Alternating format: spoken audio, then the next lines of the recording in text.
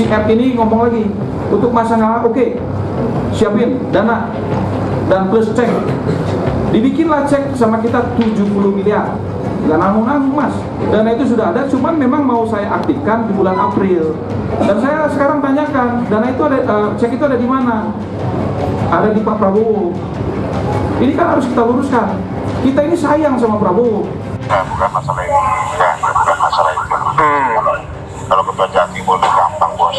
Iya ya. Masalah itu sekarang tunjukin ada uang cash 170 atau 150 miliar lah ke Pak Prabowo. Saya antar, ya kan? Kemudian kita lihat nanti banyak, nanti biar kita selesai sekalian, banyak berapa beres di urusan. Mungkin kalau nggak ada, susah kita mau.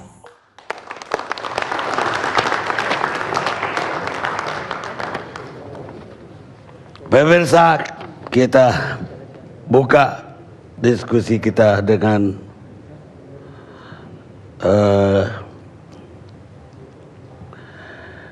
bendahara dari Pak Lanyala, Tubagus Daniel Hidayat. Ya, Assalamualaikum warahmatullahi wabarakatuh. Selamat malam Pak Karni. Selamat malam. Bisa diceritain yang tadi rekamannya? Ya, baik Pak Karni. Jadi saya adalah bendahara pemenangan Mas Lanyala Mataliti. Kebetulan saya perwakilan daripada pengusaha Muslim. Jadi Mas Lanyala ini maju pilkada itu bukan sekonyong-konyong maju, tapi sudah siap segala-galanya, baik dari materinya, mental, semua sudah siap. Kalau ditanya apakah punya uang, sangat punya uang. Karena kami pun dari perkumpulan pengusaha Muslim itu yang menengah ke bawah sudah menyiapkan juga dana. Jadi perjalanan Mas Lanyala sampai sekarang ini membuka kepada publik adalah perjalanannya cukup panjang.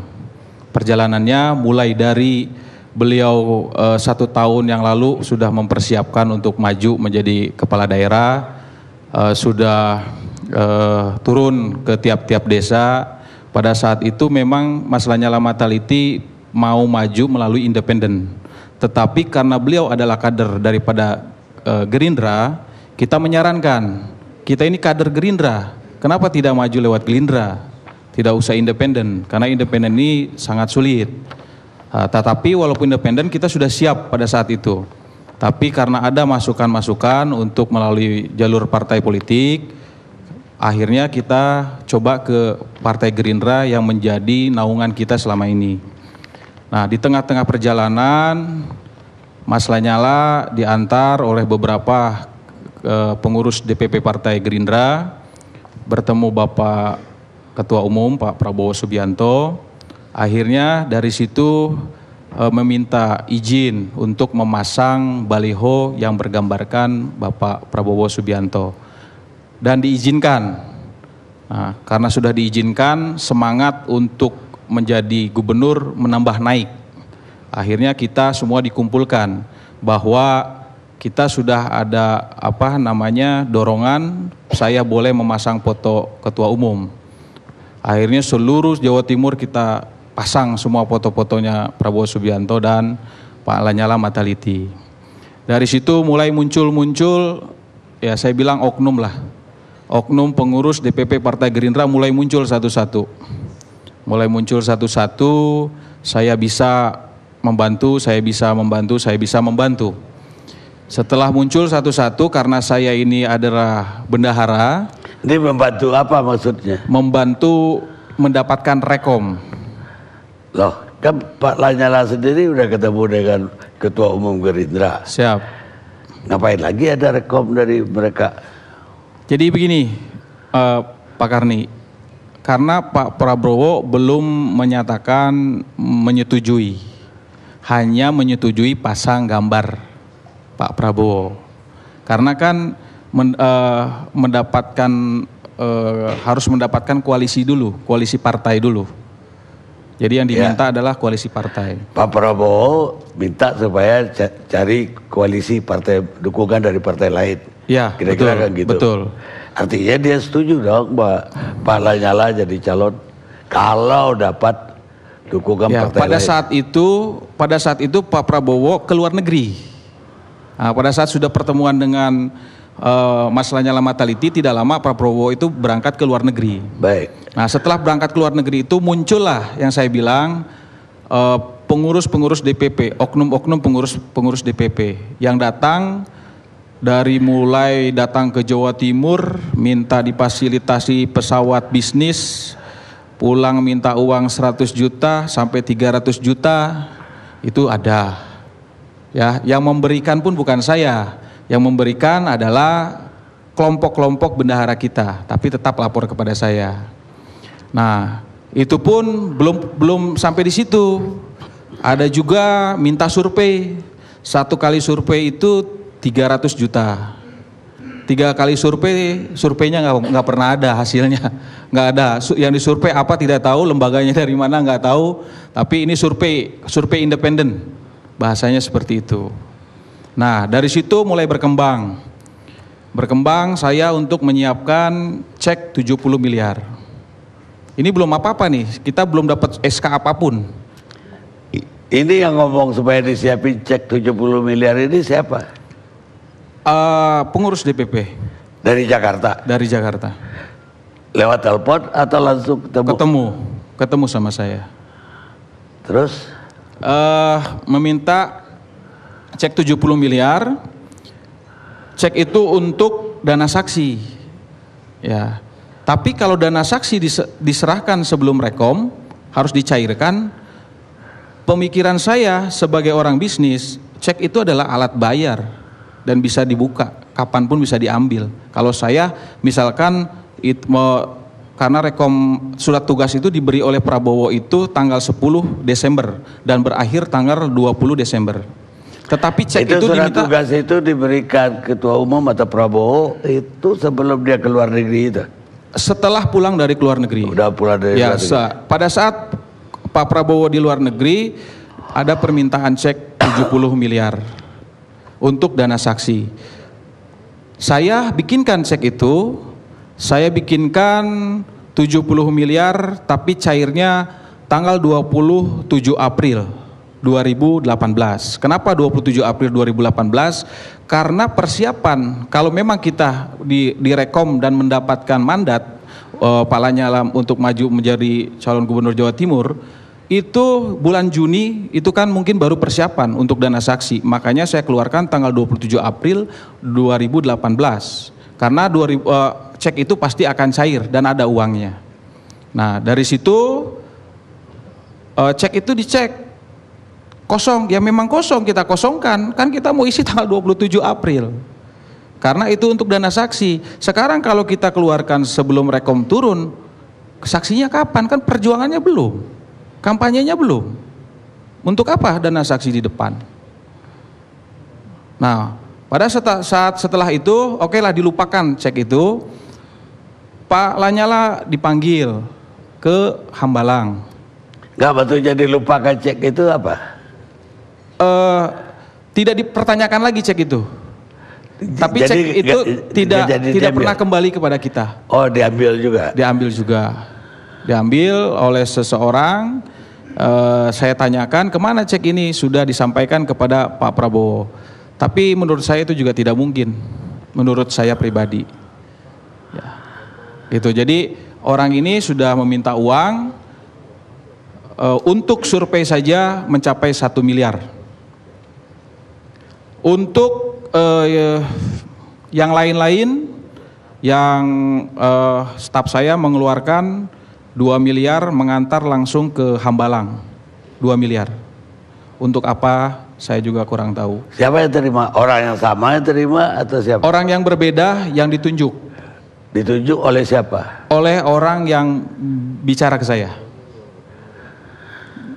Kok bisa percaya ya walaupun dia pengurus? Ya, karena nggak, artinya ketua umum nggak tahu menahu kita kasih pengurus.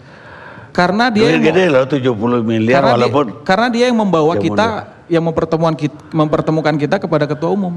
Gimana kita tidak bisa percaya? Waktu pertama kali ketemu ketua umum apa ya, dia juga? Dia yang membawa. Dia yang bawa. Ya. Itu. Ya. Jadi setelah cek itu tidak ada, mungkin kosong karena memang tanggal 20 April 2018 kita akan cairkan.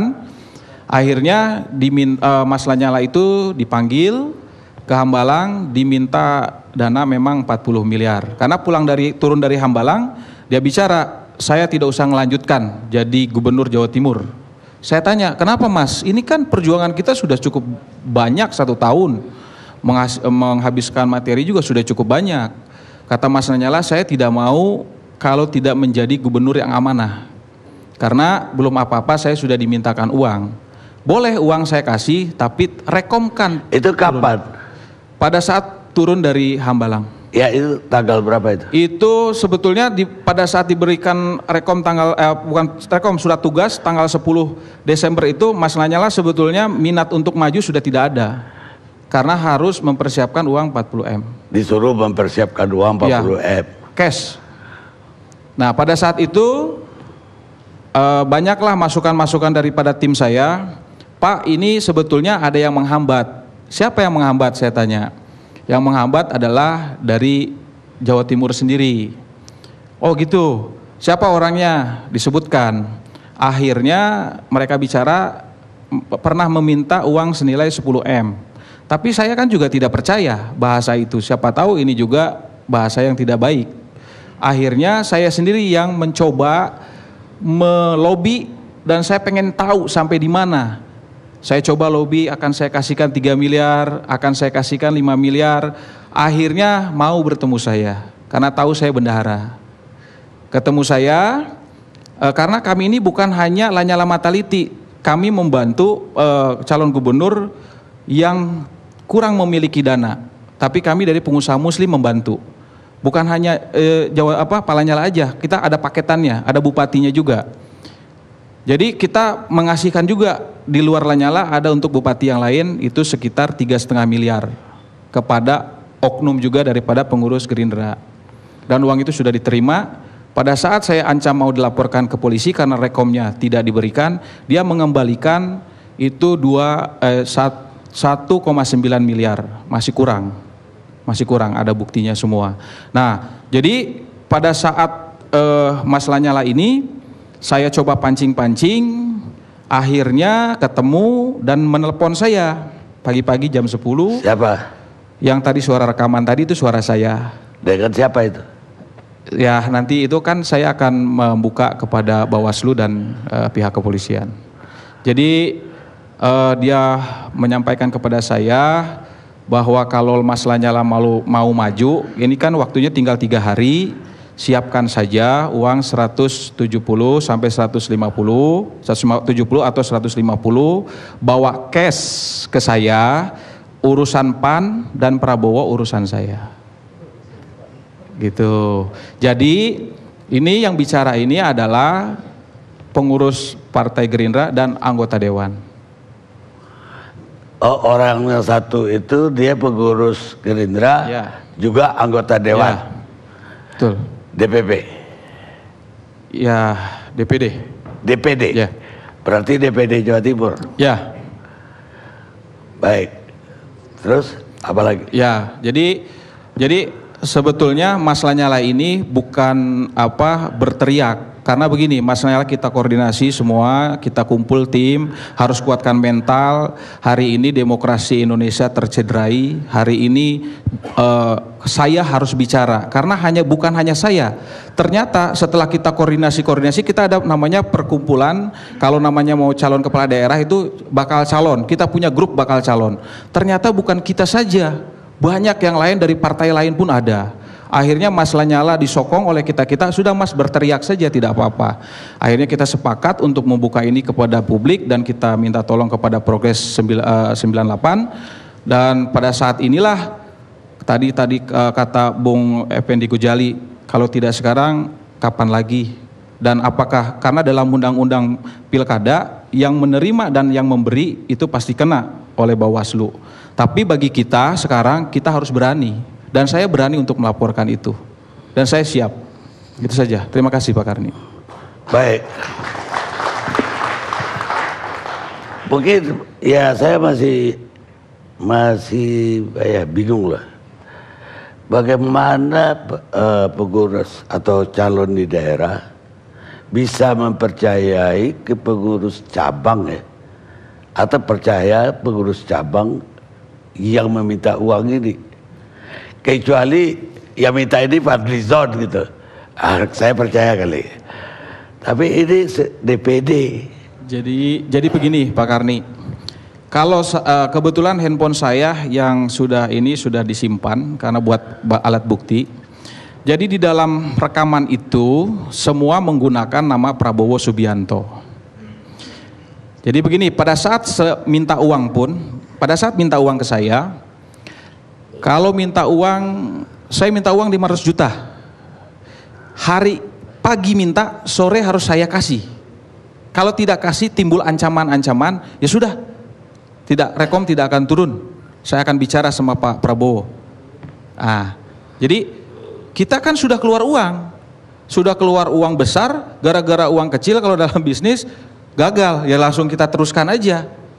Kita teruskan, lama-lama kok makin lama makin besar, makin tidak jelas. Nah, makin tidak jelas itulah kita akhirnya stop. Gitu, ini stop, ini sudah tidak benar. Gitu Pak Karni, makanya ini sebetulnya kita ingin membuka ini adalah supaya Partai Gerindra ini mendengar, terutama Ketua Umum Pak Prabowo itu mendengar bahwa di sekeliling Pak Prabowo itu ya banyak oknum-oknum yang memanfaatkan gitu. Benar atau salah biarkan nanti proses hukum yang berjalan. Baik. Terus kenapa kalau oknum, apalagi oknum di DPD, kok Pak Lanyala waktu konferensi pers atau tim Pak Lanyala menudingnya Pak Prabowo yang minta uang segitu banyak. Jadi harus dipisahkan Pak Karni antara Pak Lanyala dengan saya. Kalau Pak Lanyala dipanggil ke Hambalang, betul, itu dipanggil Pak Prabowo Subianto, betul. Pada saat mau ke Hambalang, dia bicara dulu sama saya. Nil, saya mau berangkat ke Hambalang, mungkin Rekom mau turun. Apa yang harus kita persiapkan, materinya kita persiapkan. Karena kan pasti bicara sama bendahara, tidak mungkin bicara sama yang lain-lain kalau masalah keuangan. Akhirnya pergi dia ke Hambalang. Pada saat sudah turun dari Hambalang, ketemu saya, kamu ada di mana posisi? Saya bilang ada di apartemen, merapat tempat biasa kita duduk bareng, ngopi bareng. Pada saat itu beliau ngomong sama saya, sudah tidak usah maju jadi gubernur Jawa Timur. Kenapa Mas? Saya tanya. Kita kan udah nanggung. Gak usah, saya tidak mau jadi gubernur kalau saya tidak amanah. Belum apa-apa saya udah diajarin korupsi. Gitu aja jawaban dia. Saya tidak pernah mau nanya lagi yang lain-lain. Itu tanggal berapa? Itu tanggal 10 pada saat dikasih surat tugas. Dia sudah bicara begitu kan, surat tugas itu tanggal 10 sampai tanggal 20 Desember. Jadi waktu itu juga dia udah bilang bahwa tidak akan melanjutkan Pak Lanyala. Gimana? Tidak akan melanjutkan. Ya, karena sudah merasa terjolimi, itu saja. Dan telepon-teleponan tadi itu tanggal berapa? Itu 3 hari sebelum penutupan. Ya artinya setelah Pak Lanyala sendiri udah gak semangat lagi. Ya, Pak Lanyala sudah tidak bergairah. Tetapi saya, teman-teman kok ini sayang gitu perjuangan. Kita cuma pengen ngetes aja apa sih di balik ini ada apa. Ya ternyata itu permintaannya. Apa teman-teman memang sengaja Pak Lanyala ya gak jadilah. Tapi kita pancing dia untuk ngomong. Ya kita memang mancing. Betul. Gitu. Ya, kita pengen tahu aja, pengen tahu. Lah setelah Pak Lanyala tidak mau mengatakan kita gak usah maju aja, itu cek yang 170 miliar tadi, 70 miliar tadi, ya ditarik gak? Cek mundur tadi. Bukan, kalau yang 70 sampai sekarang saya minta belum dikasihkan Bang Karni. 70 M itu entah kemana ceknya. Karena kan orangnya sekarang saya hubungi, handphonenya sudah mati, saya WhatsApp tidak dibalas, saya SMS pun tidak dibalas. Nggak ada, ya kurang terbayang oleh saya ya, apalagi itu melanggar undang-undang. Ya. Melanggar undang-undang pakai cek 70 miliar, itu kalau sekali tarik 70 miliar BI pun gempar itu. Siap. Dan banknya juga nggak sanggup bayar pasti. Ya. Kalau nggak dia kumpulin. Kan itu permintaan Pak Karni, kita tidak menawarkan, kami diminta. Iya, ketika ngasihin itu terbayang nggak ada risiko itu? Terbayang Bang Karni. Atau udah tahu kan juga itu, bahwa ini tidak akan ada dananya, ya udah. karena itu kan dimintanya dana saksi. Kalau dana saksi diminta, kecuali dana saksi diminta pada saat sebelum direkom atau sebelum kita bertarung, saya keluarkan cek. Menurut saya itu tidak masuk akal. Kan kita belum bertarung. Tetapi pada saat bulan April, bulan Juni, itu memang kita kan berkewajiban untuk menyiapkan dana saksi. Ya, maksud saya ini walaupun tanggalnya mundur, ini cek real atau memang cek ini Real. Oh, Real. untuk menjebak Real. juga? Real. Enggak menjebak. Enggak real. Karena kalau ditarik satu lembar cek satu. Enggak, itu real. Itu real cek yang akan keluar uangnya. Real. Makanya sampai saat ini kita minta karena itu cek itu pasti ada uangnya, karena kita minta kepada ya kita sponsor kita itu tanggal 27 Itu April. satu lembar cek. Bukan Satu lembar cek. banyak. Satu lembar cek. Ya itu pun luar biasa itu. Ya. Itu yang nggak akan punya uang, banknya itu. Sekali tarik 70 M. Siap. Baik, mungkin ditambahin oleh Bung Faisal. Terima kasih Bang Karni. Assalamualaikum warahmatullahi wabarakatuh.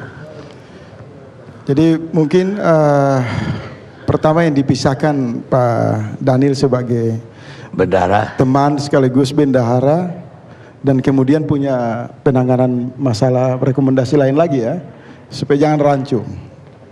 Kalau fokusnya kepada Pak Lanyala ini memang kita bicara soal peristiwa Hambalang saja. Ada pertemuan Pak Prabowo tanggal 9, kemudian di dalam pembicaraan itu ada permintaan uang dan tadi sudah dikatakan nilainya hampir 70, 40 diminta 70. Kemudian mungkin saya klarifikasi juga ya, karena saat kita pertama kali investigasi kasus ini kan rekaman yang terakhir itu soal 170 dan 150 M itu kan pada tanggal 8 kalau tidak salah. Karena saya ketemu Anda itu kan tanggal 8 malam di Puluhan ya. Itu peristiwa yang tidak boleh besok tanggal 7, besok tanggal 8, besok tanggal 9 nggak boleh. Kalau tanggal 8 ya tanggal 8. Karena malam hari itu saya ketemu Anda dan tanggal 9 kita melakukan klarifikasi terhadap fakta-fakta yang Jadi ada. bukan akhir bulan, Iya, tanggal 8 ternyata. Iya, tanggal 8 itu. Itu tinggal 2 hari penutupan pilkada. Dan kemudian kami mengundang beberapa petinggi Gerindra dalam rangka untuk mengklarifikasi ini secara kekeluargaan. Di sana hadir ada Mas Arief Puyo dan lain-lain. Nah, pada tanggal 11 itu kemudian atas kesepakatan itu ya Pak Ustadz Hotat ya, kita undang juga di forum pada tanggal 11 Januari ya Pak Karni. Itu untuk menggelar satu konferensi pers yang tujuannya membeberkan apa alasan sehingga Pak Lanyala ini tidak bisa mendapatkan rekomendasi. Jadi belum masuk ke poin soal uang ini. Tetapi tiba-tiba karena Progres 98 mengundang Pak Lanyala, Mas Daniel, mengundang juga perwakilan dari Presidium Alumni 212, dari FUI Ustadz Hatat. Kemudian di acara itu, saya terkaget-kaget, Pak Lanyala dalam satu situasi puasa ya, dia mengatakan dia puasa dan dia mengatakan soal ini kita harus jihad politik. Kasus seperti ini kan banyak sebenarnya korbannya. Tapi di forum Progres 98 ini, kami beberkan ke publik untuk memantik kesadaran, untuk mengingatkan elit Gerindra, dan kemudian apabila penzaliman terhadap Pak Lanyala ini tidak ditanggapi secara serius ya oleh pihak Gerindra, maka akan ada langkah-langkah hukum. Di sini kan, Mas Daniel ya. Nah, kalau terkait dengan pertanyaan publik bahwa apakah kasus ini masuk ke ranah hukum, kita masih menunggu dari pengumpulan data yang lebih dalam, fakta-fakta yang lebih kuat, dan menunggu keputusan dari Pak Lanyala. Tetapi di forum ini saya mau mengklarifikasi sedikit buat teman-teman dari Bawaslu ya, karena kita terkaget-kaget juga setelah ini muncul ke ruang publik, terjadi kegaduhan, kemudian Bawaslu melayangkan surat untuk memanggil Pak Lanyala ya. Menurut saya kalau Bawaslu mengambil sikap atas dasar kegaduhan opini di ruang publik untuk memanggil Pak Lanyala, ini sorry maaf, ini politis sekali. Karena dalam kasus-kasus yang lain juga menyangkut mahar politik atau pelanggaran-pelanggaran pemilu, umpamanya di DKI tentang bagi-bagi sembako, kan Bawaslu tidak langsung melayangkan surat untuk memanggil. Nah, ini perlu saya klarifikasi sehingga kita tidak terjebak. Jangan sampai ada tangan lain yang kemudian menggunakan Bawaslu untuk kemudian menunggangi masalah ini. Satu. Yang ketiga, saya mau mengatakan bahwa Pak Lanyala ini kader Gerindra, Abang. Apa? Kader Gerindra. Kader Gerindra dan sangat berkorban banyak bagi Partai Gerindra. Elit-elit Gerindra itu sudah melalui media setelah kasus ini dimuat, mereka mengatakan Pak Lanyala ini berkontribusi besar. Bahkan pada posisi saat Pilpres, saat beliau menjadi ketua PSSI, beliau menyatakan sikap mendukung Pak Prabowo. Atas dasar hubungan-hubungan yang emosional itu kemudian Pak Lanyala karena ada agenda 2018 Pilkada di Jawa Timur sangat percaya diri untuk maju. Dan kemudian Mas Daniel perlu juga harus diperjelas ke ruang publik bahwa pemasangan baleho, sosialisasi itu bukan karena tanpa restu, tapi sepenuhnya direstu. Mana bisa orang pasang baleho kemudian itu satu harapan palsu? Saya tidak. Saya mengkonfirmasi kepada Pak Lanyala saat Abang pasang alat-alat peraga untuk sosialisasi maju ke pilkada ini gimana? Oh, Pak Prabowo sudah merestui ini. Jadi karena atas dasar dukungan Pak Prabowo, atas dasar hubungan emosional yang kuat, maka kemudian Pak Lanyala itu sangat yakin akan mendapatkan rekomendasi.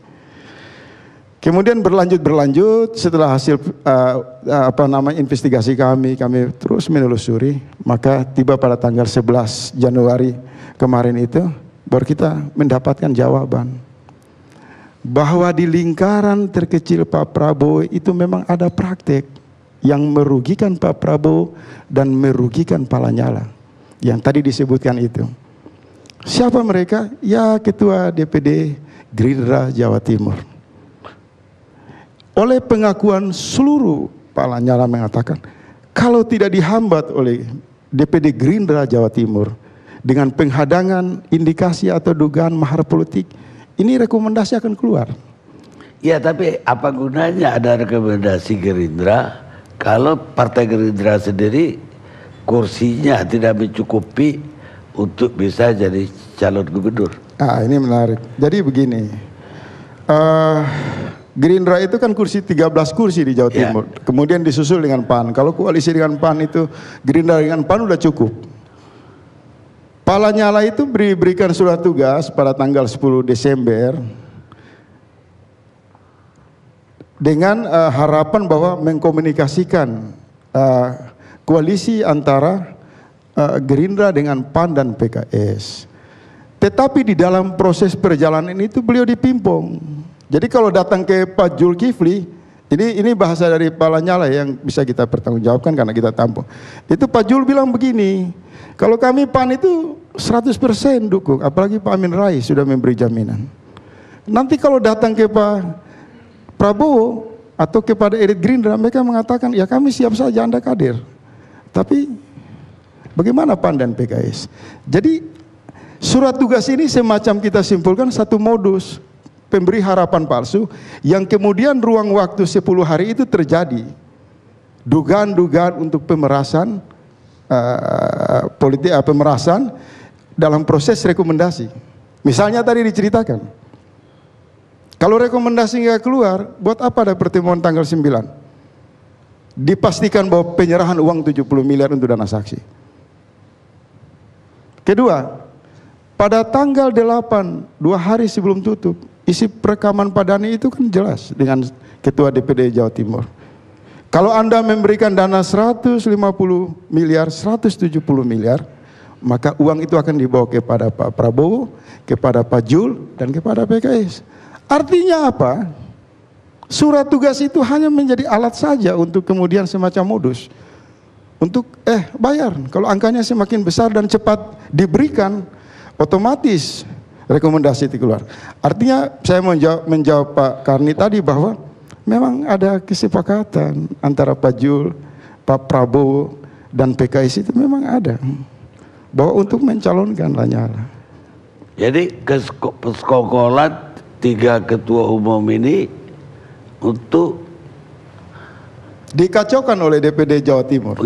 Oknum. Yang tadi saya bilang ada lingkaran yang memainkan semacam fluktuasi anggaran. Harga itu dinaikin. Jadi semakin mepet ke sini semakin tinggi biayanya. Oleh sebab itu sesudah 1 hari ya kalau tidak salah, ketiga rekomendasi itu sudah kita dengar tidak diturunkan, muncul bahasa bahwa sudahlah Pak Lanyala, kemari sini, mari kita sama-sama kita buat ini. Ada petinggi-petinggi partai yang dihubungi yang saya nggak sebut nama, menelepon Pak Lanyala bahwa sudah ini Pak Prabowo sudah mengalah, Pak Jul mengalah dan lain-lain, mari keluarkan rekomendasi.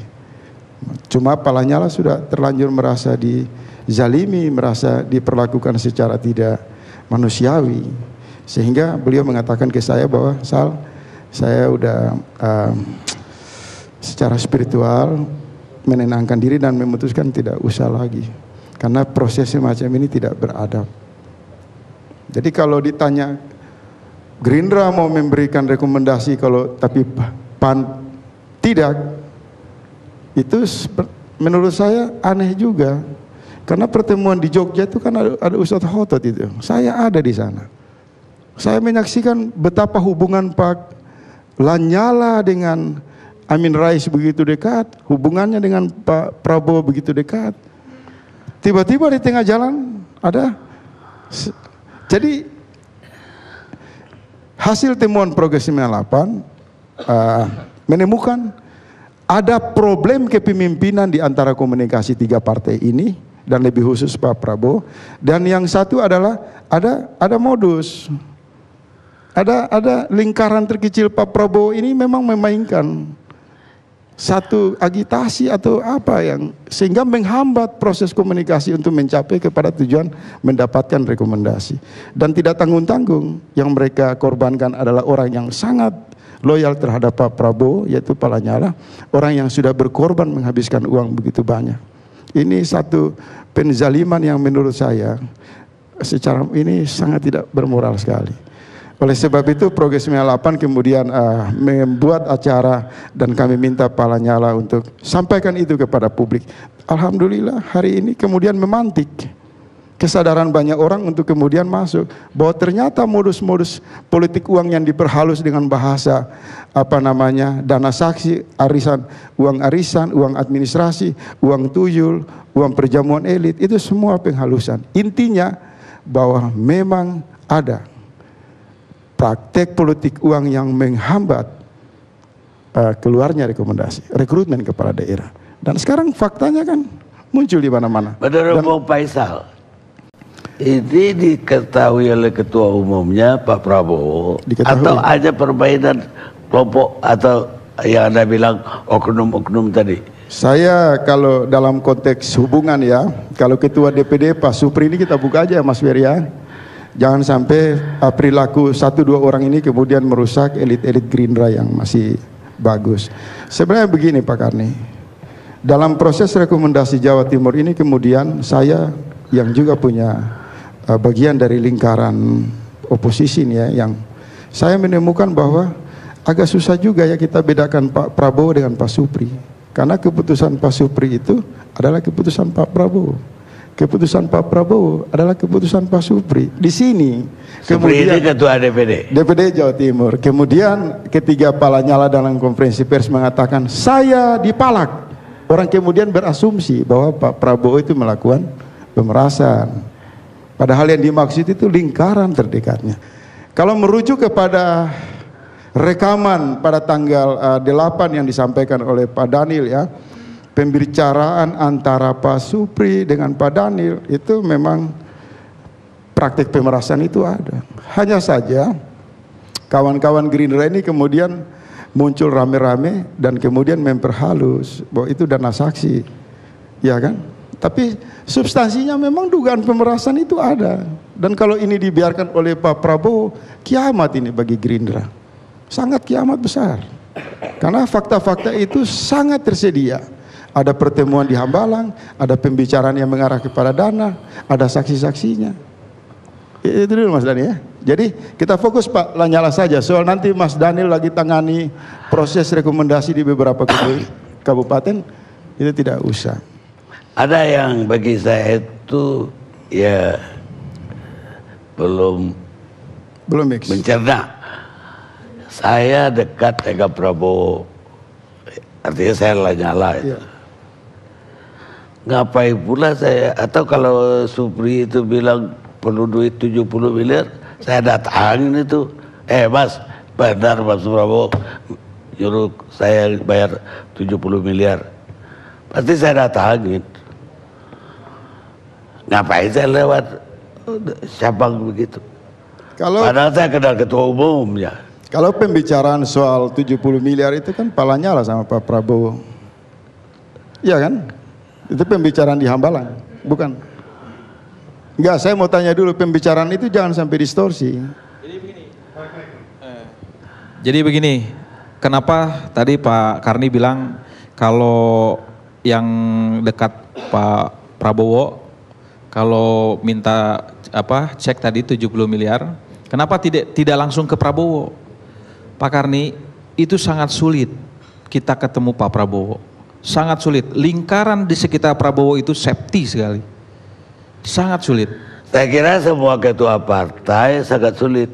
Semua. Ya. Ketua yang mana. Tapi kalau kita dekat, hotline-nya juga kita pegang kok. Itu tandanya dekat. Ya. Kenapa kok harus lewat cabang? Karena memang dia juga yang bicara itu dia dekat, sangat dekat yang bicara ini. Jadi sangat dekat dan ini permintaan. Ya tentu saja ketua cabang sangat dekat dengan ketua umum. Tapi itu kan lebih karena formalitas atau birokrasinya menjawab strukturnya. Tapi ini kan pribadi dekat Pak Lanyala sama Prabowo. Sulit juga Pak Karni.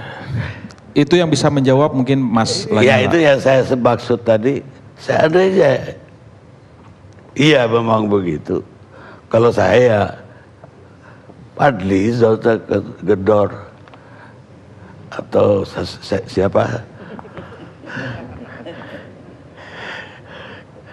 Iya artinya kan kita punya kedekatan dengan bosnya. Lu gimana sih bos lu tuh?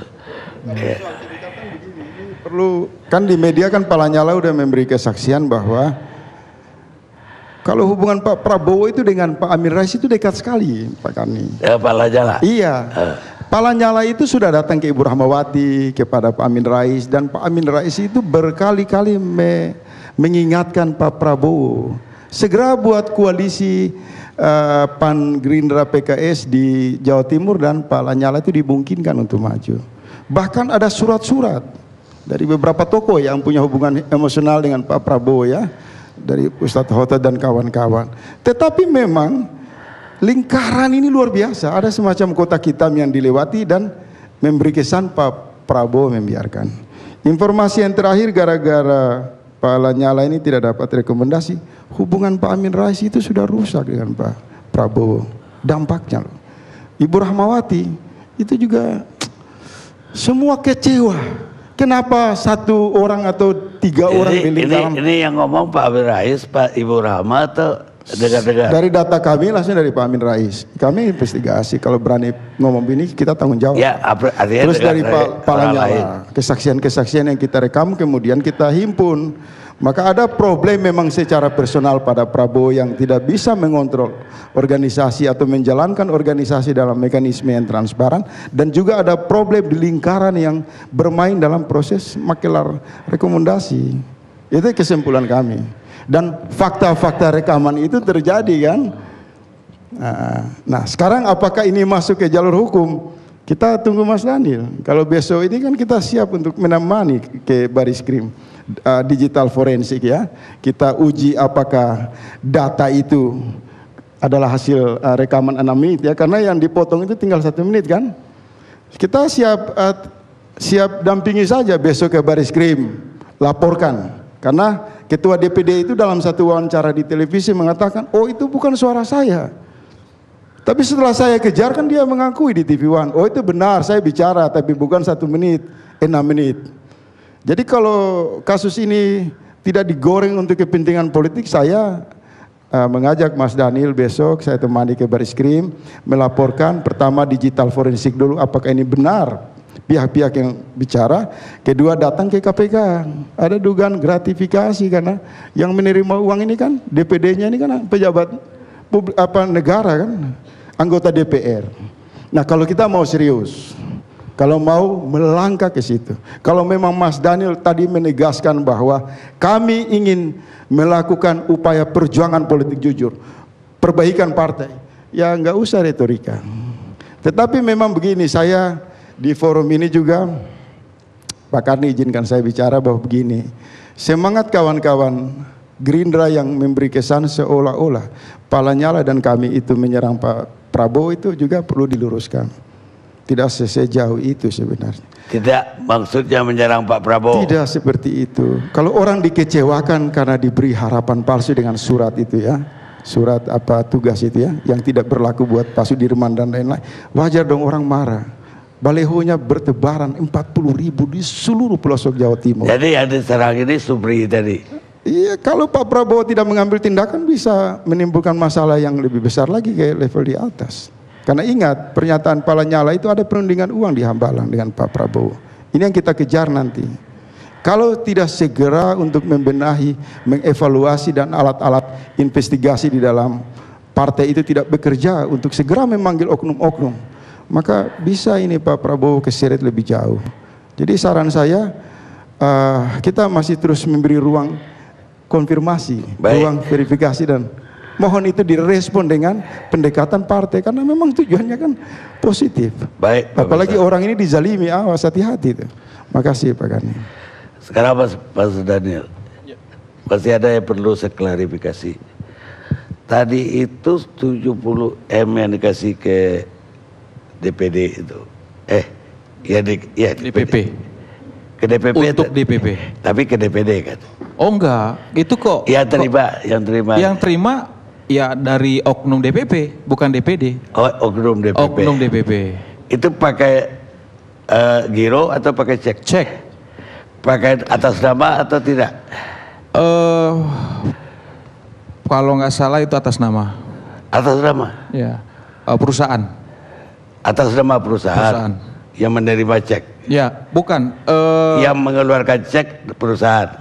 Yang mengeluarkan cek kita. Itu atas nama perusahaan atau pribadi? Saya ada fotonya, Pak Karni. Saya takut lupa, nanti takut salah.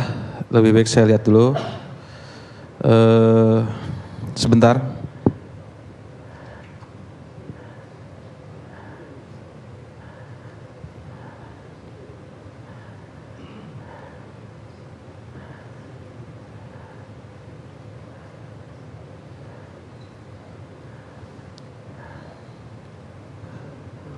Ya, cek itu tidak pakai nama Pak Karni. Gak pakai nama? Tidak. 70 miliar? Tidak pakai nama. Karena kita tulis cek 70M termasuk permintaan uang buat ke Hambalang 4 miliar. Jadi saya 117. Tidak, 4M itu minta cash. Oh, minta ini sudah cash. siap. Ya 70 cek. Ya, jadi di yang 2M itu 70 cek dari pribadi atau dari perusahaan? Kita yang cek ini pribadi. Cek ini pribadi. Ditujukan kepada sebuah perusahaan. Iya dong. Ditujukan kepada Hambalang, cuman kita belum tulis nama karena belum tulis pada saat nama. nanti 27 April mau diambil kan harus konfirmasi kepada kita. Dan bank pun pasti konfirmasi ke kita. Iya. Betul apa tidak? Biasanya kan seperti itu Pak Karni. Ya, cuma saya nggak bisa bayangkan siapapun oknumnya itu pada tahun ini dia terima 70M. itu tidak hanya BI yang dapat dapat lampirannya, pajak juga dapat. Ya, karena gini Pak Karni, awalnya itu kan permintaan untuk dana saksi. Dana saksi itu diminta sebetulnya hampir 300 miliar. Seluruhnya untuk termasuk kampanye. Tetapi oknum ini bilang siapkan saja dulu 70M. Gitu. Ya kita siapkan, kalau 70M pasti ada. Tapi kalau 300M pada saat itu kita memang tidak ada uang karena belum terkumpul. Yang ada itu 100-an miliar untuk pemenangannya Pak Lanyala Mataliti. Nah, jadi kita keluarkan 70 sesuai permintaan. Baik, terima kasih. Cuma agak ajaib bagi saya angka-angkanya itu. Bank agak kaget, orang pajak juga kaget. Banyak yang kaget tuh kalau keluar duit sebanyak itu. Dan tanpa nama lagi, ceknya tanpa nama kan. Permintaan, Pak. Ya itu yang, jadi gini, yang 5 miliar itu, yang 6 miliar itu permintaan yang oknum ini yang minta 2M, minta 1M, ya. Itu bentuknya cek juga? Iya, bukan, itu berbentuk cash, semua cash. Nah, karena pertama dia meminta uang itu tanpa tidak mau pakai tanda terima, akhirnya karena ini kan politik, saya diingatkan oleh teman, kalau tidak pakai tanda terima, kamu sebagai bendahara pertanggungjawabannya seperti apa? Akhirnya teman saya bilang, ya sudah, pada saat kita memberikan uang, direkam aja, biar enak direkam dan dipoto, supaya tanda bukti. Dan setiap dia bicara minta uang, saya rekam. Saya punya 12 rekaman dia permintaan uang. Ada lengkap di saya, dan itu sudah diamankan. Jadi cek tadi atas nama pribadi juga kan? Ya. Mas Daniel? Bukan uang saya. Iya, bukan uang Mas Daniel, tapi yang buka cek Mas Daniel. Bukan, ada orang, ada. Kita kan pengusaha, kumpul-kumpulan ada seseorang yang buka. Bukan, maksud saya itu kan seorang bandara kan yang bayar, maka tadi pertanggungjawaban. Kan sponsor dari Mas Lanyala ini kan pengusaha muslim, banyak sponsornya. Saya bukan pengusaha yang paling gede, pasti yang mengeluarkan pengusaha yang paling gede. Kalau saya tengah-tengah aja Mas. Oh, satu orang aja, bukan kumpulan dari kumpulan. Jadi kita ini dikumpul di satu rekening untuk pemenangan Mas Lanyala. Karena Mas Lanyala ini kan bukan hanya seorang Mas Lanyala yang mau maju, yang kita dukung ini kan Mas Lanyala kan ketua Kadin Jawa Timur. Kita ini anak-anak anggotanya beliau lah. Ya, beliau tuh sepuhnya kita lah. Baik, terima kasih. Ya. Kita rehat dulu pemirsa.